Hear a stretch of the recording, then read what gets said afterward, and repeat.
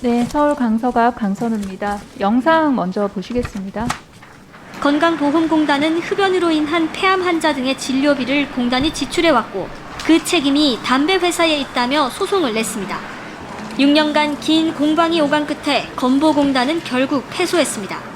폐 질환과 흡연의 직접적인 인과성 입증이 어렵다는 게 법원 판단이었습니다. 소송으로 되지 않자 이제는 담배 규제와 회사의 책임을 강화하는 법안이 준비 중입니다. 흡연자가 담배로 인해 병에 걸렸거나 악화됐다는 의학적 상관관계가 입증되면 해당 담배 회사에 책임을 묻겠다는 겁니다.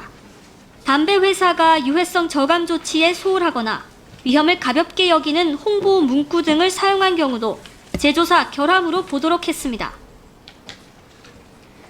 네, 다음 슬라이드 보시면은 2013년 KTNG 대표이사입니다. 뭐라고 언론에 말씀을 하셨냐면 담배는 끊기도 쉽다.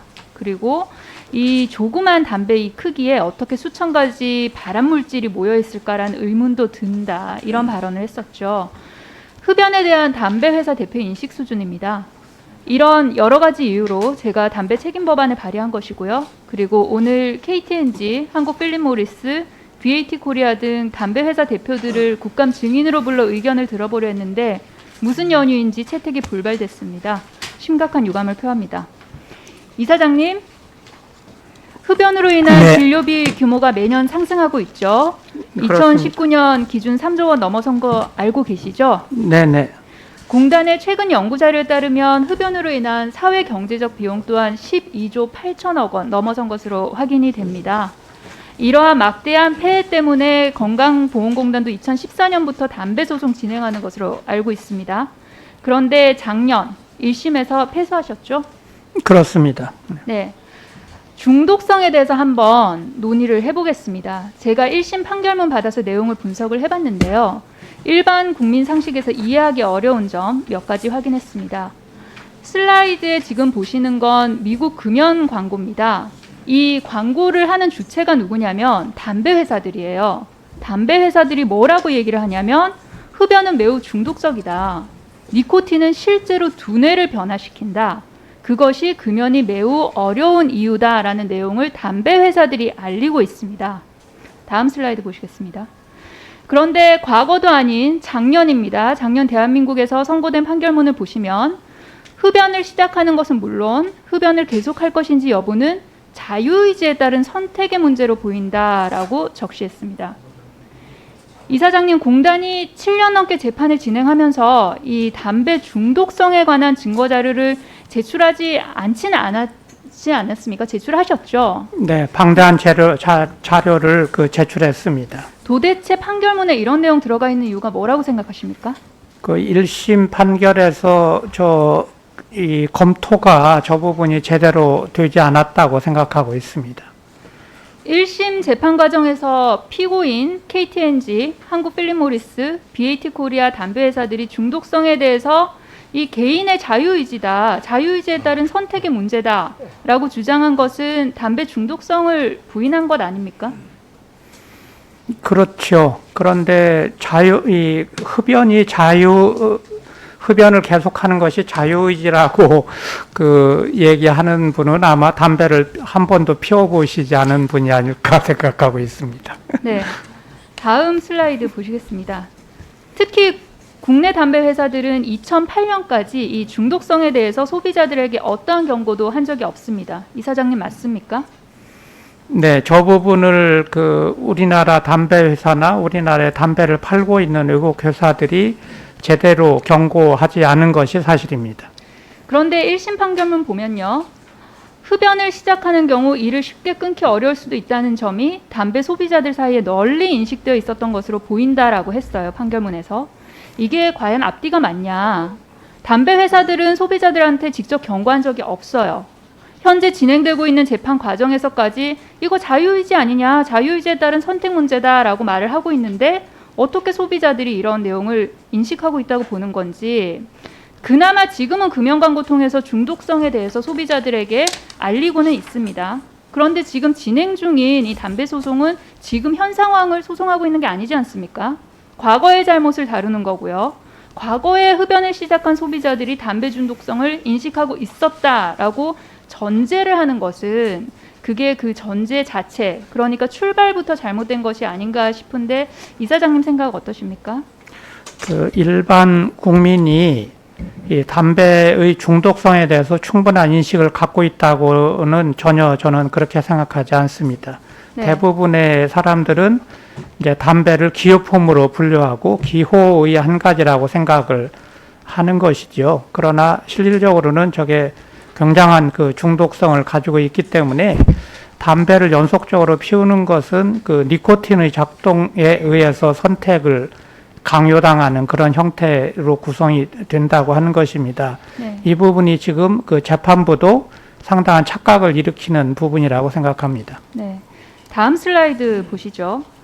또 하나는 이 필립 모리스 USA 포함한 미국 담배 회사들은 미국 시민들에게 이렇게 밝히고 있습니다.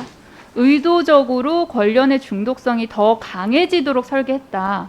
암모니아 첨가 및 담배 배합물의 물리적 화학적 구성 조절 등 이 다양한 방법으로 이 니코틴의 영향이나 전달을 우리가 컨트롤을 했다라고 인정을 하고 있어요. 아마 공단, 지금 건보공단 또한 이 제조물의 결함, 설계상 결함이 하나의 부분을 강조를 하신 것 같아요. 그런데 우리 법원은 뭐라고 판결을 내렸냐면 피고들이 니코틴의 흡수율을 높이기 위해 담배 연기의 pH 농도를 조작하려고 암모니아 화합물 등을 담배 제조에 사용하였다고 인정할 만한 증거가 부족하다. 일반 소비자들이 이걸 어떻게 증명을 합니까? 공단이라도 크게 다르지 않을 것 같은데요. 근데 여기서 저의 의문은 미국에서 판매하고 있는 이 담배랑 국내에서 판매하고 있는 담배 제품이 본질적으로 다를까 하는 것입니다. 단적으로 조금 극적으로 표현을 하자면 미국 담배 회사들은 의도적으로 중독성을 높이는 기술을 사용한 반면 국내 회사 중독성을 최소화하거나 그대로 유지하는 수준의 기술만을 사용했다는 그런 뜻인데요. 이게 일반 상식으로 이해할 수 없는 부분입니다. 그리고 특히나 한국 필립 모리스 같은 경우는 2002년에 국내 제조시설 갖췄습니다. 그러면 그 전까지 미국에서 판매되는 말보로랑 동일한 말보로 제품 수입해서 팔았을 것으로 보여요. 근데 담배 회사들은 어떠한 첨가제를 어떠한 목적으로 추가했는지, 그게 연소되면서 어떤 독성을 일으키고 중독성에는 어떤 영향 미치는지 이걸 일반 소비자들한테 다 증명하라. 그럼 그것은 불가능하죠. 저도 그동안 현실적으로 불가능한 것을 피해자들에게 증명하라 하고 이를 통해 담배 회사들에게 너무 큰 자유와 특권을 준 게 아닌가 싶습니다. 동의하십니까, 이사장님? 그렇습니다. 지금 이 판결을 보면 이제 미국의 담배에 대해서 미국 법원이 인정한 부분을 한국 법원은 그 미국 제품에 대해서도 인정하지 않고 있습니다. 이것은 절대적으로 그 모순되는 것이고요. 그리고 이 담배의 그러면 미국 담배와 그 미국의 담배 회사가 미국에 파는 담배와 한국에 파는 담배가 다르다고 하는 거를 자기들이 그러면은 밝혀야지 되는데 그런 것까지 그 피해자가 입증하라고 하는 것은 불가능한 일입니다. 네, 강선우 의원님 수고 많았습니다. 오전에 그 공단과 담배 회사들 간의 판결관에서 말씀드렸는데요. 특히 중독성 관련 질의했었는데요. 계속해서 질의 이어가도록 하겠습니다. 흡연과의 인과관계 관련해서 한번 따져보고 싶습니다. 공단이 이사장님 그 담배 소송에서 대상 암종을 굉장히 좁혀서 정한 걸로 알고 있는데요. 어떤 걸로 정하셨죠? 예, 그러니까 소세포함, 평판세포함 뭐 등을 주로 한 것으로 그렇게 네. 했습니다. 그 두 가지 종류는 흡연과의 연관성이 그 어떤 암종보다 높은 그런 암종들이죠. 그렇습니다. 예. 공단 측에 확인한 바에 따르면 그 각 대상자들에 대한 급여 내역, 건강검진 문진표, 확인서, 의무기록지 등등등 굉장히 방대한 증거 자료들이 제출된 것으로 알고 있습니다. 만약에 법원이 흡연 이외에 다른 원인으로 해당 질환이 발병하지 않았다는 점까지 증명해야 인과관계를 우리는 인정해 줄 수 있다라는 전제하에, 그래서 이에 따라서 공단이 대상자로 선정한 3,000명 중 어느 누구도 흡연과 인과관계를 인정하지 않은 거라면, 그렇다면 실제 피해자 입장에서 흡연과의 인과관계를 증명하는 게 가능할까요, 이사장님? 불가능할 것으로 보고 있습니다. 결국 지금까지 국내 담배 소송은 굉장히 엄격한 이 증명 책임을 피해자들에게 전적으로 부담을 시켰습니다. 피해자들에게 모든 피해를 감수하게 했고요. 그리고 담배 회사들에게는 면죄부를 준 게 아닌가라고 생각을 합니다.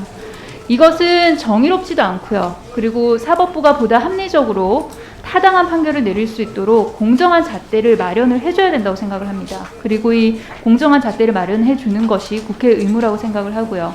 이사장님, 이 생각에 동의하십니까? 예, 지금 저 부분의 법리를 극복할 전략이 절대적으로 필요합니다. 네. 이 부분 관련해서 이 부분을 극복할 그런 법리 관련해서 제가 발의한 이 담배 책임 법안에 대해서 간단하게 말씀을 좀 드리겠습니다. 공단으로부터 저희 의원실이 지난 7여년간 담배 소송의 진행 경과 자료를 받아서 검토를 하면서 확실하게 깨달은 것이 있습니다. 현재 구조 하에서는 이 흡연 피해자인 이 개인이 담배 회사 상대로 소송을 제기해서 피해 구제를 받는 것은 정말 원천적으로 아예 불가능하다는 것이었습니다. 어떤 피해자가 도대체 이 비용, 시간 다 들여가지고 이 기나긴 재판 과정을 끌고 나갈 수가 있겠습니까? 이 담배 책임 법안을 대표 발의한 이유기도 한데요.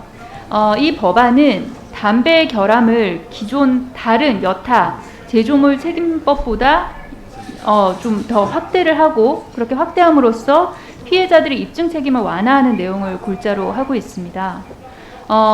또한 담배 회사가 결함을 사전에 인지했음에도 필요한 조치를 하지 않았다. 그런 경우에는 흡연자의 생명이나 신체에 중대한 손해가 발생한 경우는 손해액의 최대 3배까지 배상 책임 묻도록 했고요. 그리고 흡연으로 인한 피해는 이사장님 더 잘 아시겠지만 이게 상당 기간 이후에 나타나지 않습니까?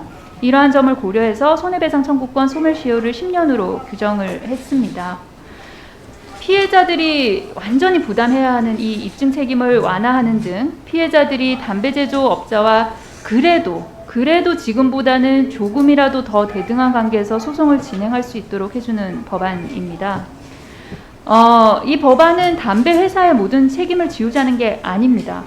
제조업자로서 담배 위험성을 증가시키거나 아니면 소비자에게 담배 위험성을 경시하게 만드는 행위를 하지 말.